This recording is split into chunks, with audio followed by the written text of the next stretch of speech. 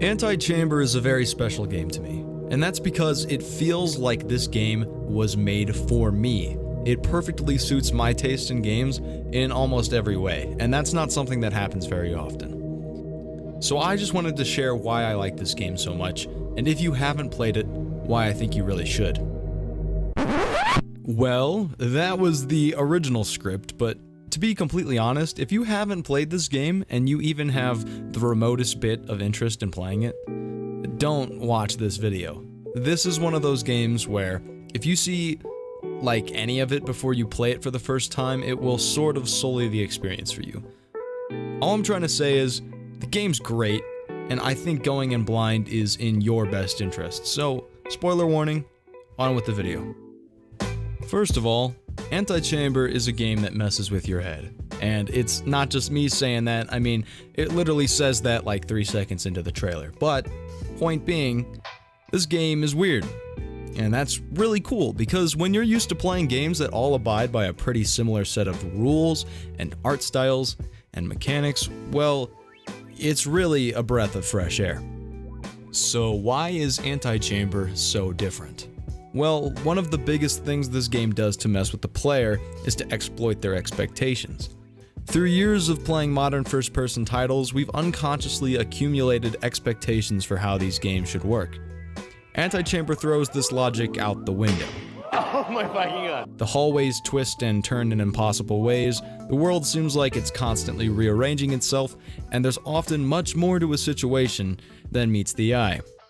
You don't always move forward to progress, sometimes you can't just do what the game tells you, and instead of doing its best to help guide you, the game seems like it's actively trying to jostle you around.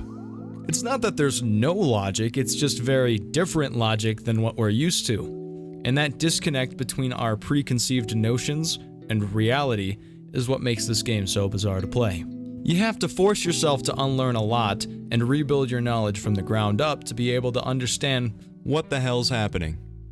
Now, Antichamber is a puzzle game based off of several core mechanics that are all discovered and acquired over the course of the entire game. This game follows a very non-linear path. The player starts in this room where they can choose to teleport to different locations, but isn't initially left with any clear goals in mind, aside from maybe this exit door behind the glass. This is where another huge part of this game comes in. These black signs. Now, at first, these signs seem very inconsequential.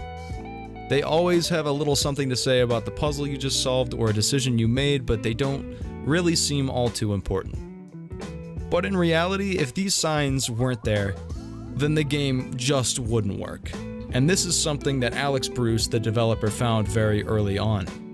Without the signs, Antichamber's world would cease to have personality, a reason for exploration, and most importantly, a sense of progression. Playtesters that played the game before these signs were implemented reported feeling lost and without any feeling of progress in the game. Bruce found that after adding them, the playtesters were much more enthusiastic about exploring the different pathways to try and find all the signs. And I had a very similar experience on my first playthrough, and my second, and to be honest, every time I replay this game, I make it a goal to fill up this wall with every piece of artwork in the game. It's like candy for me. Now, there are other motivators in the game, like the mysterious black tile that floats around, always just out of reach, getting new gun upgrades, and of course, like I mentioned before, this exit door, but none of these quite serve as important a role as these signs do for guiding the player through every part of the game. Because the player isn't always going to run into a new gun every time they solve a puzzle, and the black cube only shows up a handful of times. Just take a look at this hallway here. We've got a few ways to go. We can go just forward straight into that hallway, we can go behind us, we can go down into that spring pad, and we can go up top to that lofted area with the sign. Now, what looks the most interesting to me is the area that's up top with the sign, because there's immediate feedback that there's something up there, because, you know, why would there be a sign in a place that's really not, you know, important, right? So if we take away this sign, then suddenly that area becomes no more interesting than any other option, and I'm more likely to take a path of least resistance than to even attempt to get up there. Another perfect example is this bridge right here. You get a sign both at the end of the bridge and at the bottom of the bridge. You see, if you removed the signs, then it's very obvious to just go over the bridge, and the portion at the bottom just becomes an obvious failure state. There's nothing down there. You don't want to end up down there because then you failed the puzzle. But when the sign is there, it becomes something that you want to explore. You want to go down there to see what's up, you know?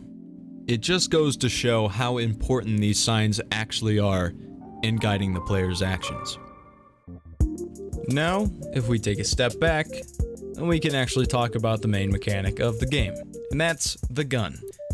At its most basic form, the gun can collect and fire these blue blocks, but as the player soon discovers, the gun can actually pick up and fire blocks of different colors, and, in fact, is that a different colored gun? You see, Antichamber is also a perfect example of an incredible Metroidvania world. There are many different diverging pathways, but you can only go down so many of them at first. The rest are teased with signs, guns, and just interesting looking rooms. You are constantly running into puzzles that you can't solve yet, which may seem like it would be frustrating, but Antichamber is really good about always giving the player a path that they can work their way through that ultimately points them in the right direction. This, along with the fact that there are many different ways to get to different places. There's a multitude of doors that will get you to the green gun, all at different points in the game. The game is specifically designed to reward the player with the next upgrade once the player has learned enough about the previous gun to proceed to harder puzzles. You can even get the green gun after only solving the first blue gun puzzle if you can figure it out, but most people, myself included, need to solve some more puzzles before they're ready to move on, which means that the game has its pacing built directly into how fast each player can catch on. And of course, if we want to talk about the block puzzles themselves, well, they're awesome. The puzzles are actually very comparable to the puzzles from The Witness, for example, where the puzzles are less so about using a set of known rules to solve them and more about discovering how they work. For example, in a game like Sudoku, we know that each row and column can only have one instance of the numbers 1 through 9 because that's what the rules explicitly say. That's what we're told. We solve the puzzle based on this knowledge. Now in Antichamber, we can figure out this laser puzzle not because we're told how the mechanics of the lasers function, but because we can fiddle around with it for a little while and then come to our own conclusions about how it works. And in The Witness, we're never told explicitly how to solve any puzzle in the game, aside from like the first one, but after solving a bunch of easier puzzles, we can come to understand how the mechanics work. This is what I like to call exploration-based puzzle design, and it works perfectly with the Metroidvania level design of Antichamber. It's not perfect for every game, however. The reason Antichamber can get away with not telling the player all of the rules of the mechanics is because none of the concepts are too difficult to understand, and because explicitly giving away this information is pretty counterproductive to the experience. On the other hand, if you were to give someone, say, Infinifactory, without telling them how to place objects or what each object does, well, they're not going to have any fun, because the point of the puzzle is to reach an objective using your knowledge of the mechanics, and not trying to figure out what button to press to place things. Like, that's stupid.